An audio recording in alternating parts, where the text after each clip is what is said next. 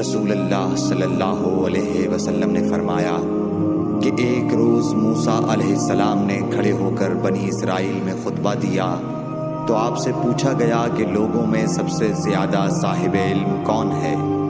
انہوں نے فرمایا کہ میں ہوں۔ اس وجہ سے اللہ کا غصہ ان پر ہوا کہ انہوں نے علم کو خدا کے حوالے کیوں نہ کر دیا۔ تب اللہ نے ان کی طرف وحی بھیجی کہ میرے بندوں میں سے ایک بندہ دریاؤں کے سنگم پر ہے جہاں فارس اور روم کے سمندر ملتے ہیں، وہ تجھ سے زیادہ عالم ہے۔ موسیٰ علیہ السلام نے کہا کہ اے پروردگار، میری ان سے ملاقات کیسے ہو؟ حکم ہوا کہ ایک مچھلی زنبیل میں رکھ لو، پھر جہاں تم اس مچھلی کو گم کر دو گے تو وہ بندہ تمہیں وہیں ملے گا۔ تب موسیٰ علیہ السلام چلے اور ساتھ اپنے خادم یوشع بن نون کو لے لیا اور انہوں نے زنبیل میں مچھلی رکھ لی۔ جب ایک پتھر کے پاس پہنچے، دونوں اپنے سر اس پر رکھ کر سو گئے اور مچھلی زنبیل سے نکل کر دریا میں اپنی راہ بناتی چلی گئی۔ اور یہ بات موسیٰ علیہ السلام اور ان کے ساتھی کے لیے بے حد تعجب کی تھی۔ پھر دونوں باقی رات اور دن میں جتنا وقت باقی تھا چلتے رہے۔ جب صبح ہوئی، موسیٰ علیہ السلام نے خادم سے کہا، ہمارا ناشتہ لاؤ، اس سفر میں ہم نے کافی تکلیف اٹھائی ہے۔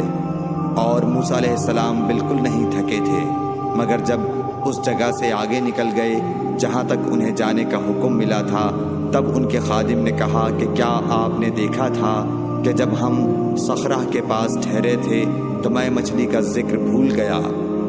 بقول بعض صخرہ کے نیچے آب حیات تھا، وہ اس مچھلی پر پڑا اور وہ زندہ ہو کر بقدرت الہی دریا میں چل دی۔ یہ سن کر موسیٰ علیہ السلام بولے کہ یہ ہی وہ جگہ ہے جس کی ہمیں تلاش تھی، تو وہ پچھلے پاؤں واپس ہو گئے۔ جب پتھر تک پہنچے تو دیکھا کہ ایک شخص کپڑا اوڑھے ہوئے موجود ہے۔ موسیٰ علیہ السلام نے انہیں سلام کیا۔ خضر نے کہا کہ تمہاری سرزمین میں سلام کہاں؟ پھر موسیٰ علیہ السلام نے کہا کہ میں موسیٰ ہوں۔ خضر بولے کہ بنی اسرائیل کے موسیٰ؟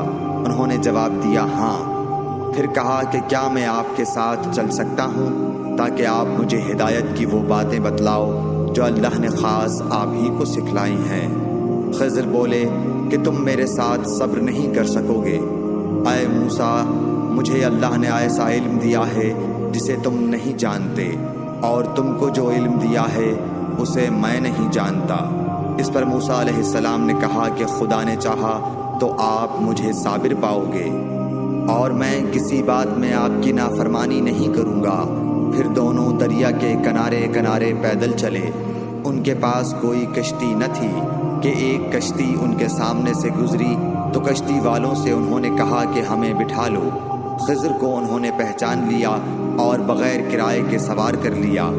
اتنے میں ایک چڑیا آئی اور کشتی کے کنارے پر بیٹھ گئی۔ پھر سمندر میں اس نے ایک یا دو چونچیں ماری۔ اسے دیکھ کر خضر بولے کہ اے موسیٰ، میرے اور تمہارے علم نے اللہ کے علم میں سے اتنا ہی کم کیا ہوگا جتنا اس چڑیا نے سمندر کے پانی سے۔ پھر خضر نے کشتی کے تختوں میں سے ایک تختہ نکال ڈالا۔ موسیٰ علیہ السلام نے کہا کہ ان لوگوں نے تو ہمیں کرایہ لیے بغیر مفت میں سوار کیا، اور آپ نے ان کی کشتی کی لکڑی اکھاڑ ڈالی تاکہ یہ ڈوب جائیں۔ خضر بولے کہ کیا میں نے نہیں کہا تھا کہ تم میرے ساتھ صبر نہیں کر سکو گے؟ اس پر موسیٰ علیہ السلام نے جواب دیا کہ بھول پر میری گرفت نہ کرو۔ موسیٰ علیہ السلام نے بھول کر یہ پہلا اعتراض کیا تھا۔ پھر دونوں چلے۔ کشتی سے اتر کر ایک لڑکا بچوں کے ساتھ کھیل رہا تھا۔ خضر نے اوپر سے اس کا سر پکڑ کر ہاتھ سے اسے الگ کر دیا۔ موسیٰ علیہ السلام بول پڑے، کیا آپ نے ایک بے گناہ بچے کو بغیر کسی جانی حق کے مار ڈالا؟ غضب ہو گیا۔ خضر بولے کہ میں نے تم سے نہیں کہا تھا کہ تم میرے ساتھ صبر نہیں کر سکو گے؟ ابن عیینہ کہتے ہیں کہ اس کلام میں پہلے سے زیادہ تاکید ہے، کیونکہ پہلے کلام میں لفظ لکا نہیں کہا تھا، اس میں لکا زائد کیا، جس سے تاکید ظاہر ہے۔ پھر دونوں چلتے رہے حتیٰ کہ ایک گاؤں والوں کے پاس آئے۔ ان سے کھانا لینا چاہا، انہوں نے کھانا کھلانے سے انکار کر دیا۔ انہوں نے وہیں دیکھا کہ ایک دیوار اسی گاؤں میں گرنے کے قریب تھی۔ خضر نے اپنے ہاتھ کے اشارے سے اسے سیدھا کر دیا۔ موسیٰ علیہ السلام بول اٹھے کہ اگر آپ چاہتے تو گاؤں والوں سے اس کام کی مزدوری لے سکتے تھے۔ خضر نے کہا کہ بس اب ہم اور تم میں جدائی کا وقت آ گیا ہے۔ جناب محبوب کبریا رسول اللہ صلی اللہ علیہ وسلم فرماتے ہیں کہ اللہ موسیٰ علیہ السلام پر رحم کرے۔ ہماری تمنا تھی کہ موسیٰ علیہ السلام کچھ دیر اور صبر کرتے تو مزید واقعات ان دونوں کے بیان کیے جاتے اور ہمارے سامنے روشنی میں آتے، مگر حضرت موسیٰ علیہ السلام کی عجلت نے اس علم لدنی کے سلسلے کو جلد ہی منقطع کرا دیا۔ صحیح بخاری حدیث نمبر 122۔